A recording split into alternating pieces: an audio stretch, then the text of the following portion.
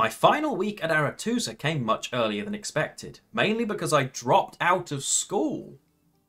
Didn't see that coming. A decision I stand by to this very day, if you're wondering.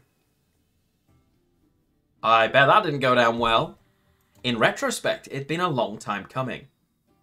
Initially, I had been blinded by a predetermined vision of what success would look like.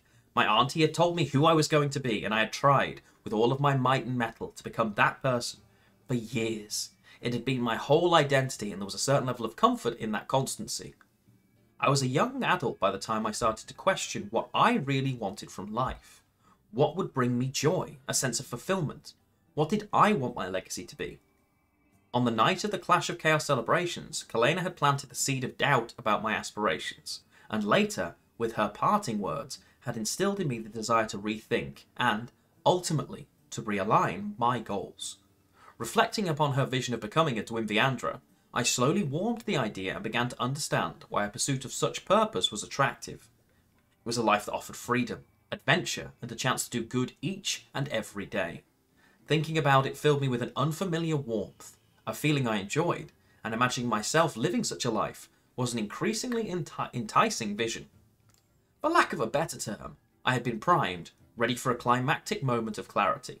Yet, it wasn't until my final year that this moment came, and I truly embraced the long-coming change in direction. And the final push I needed, as it turned out, came from the most unlikely of sources. As a senior of the upper echelons of student hierarchy, or something like that, I had been paired up with one of the new adepts, to act as their mentor throughout their introductory period of their first year. It was mandatory and a way to prepare soon-to-be graduates for the possibility of one day becoming a mistress of Aretuza. I had been charged with guiding a scrawny, doe-eyed girl called Skylark and, upon meeting her, quickly realised just how much my previous passions had eroded during my school days. For one, she was brimming with enthusiasm for the gift and the art, and was utterly infatuated with the tenets that underscored our magical institution.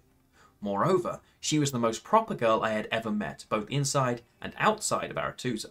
For example, during one of our many study sessions, she once mused, "If magic is chaos, then it makes sense that all those who wield it should be orderly, to avoid anarchy." I believe it was at that moment I just knew she would become a mistress of Aretuza, and perhaps even a rectress. I was not wrong.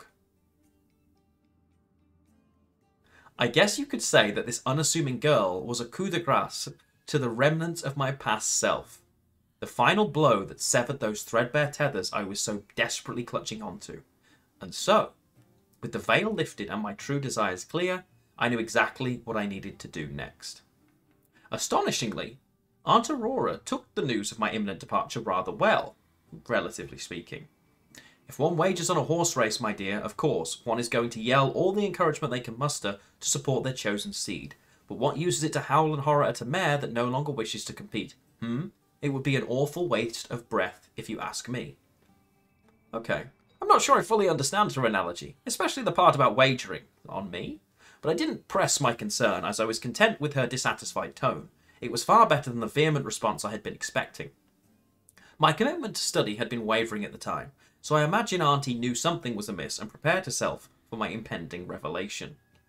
But I'm still quite shocked at how fast things shifted during this final year.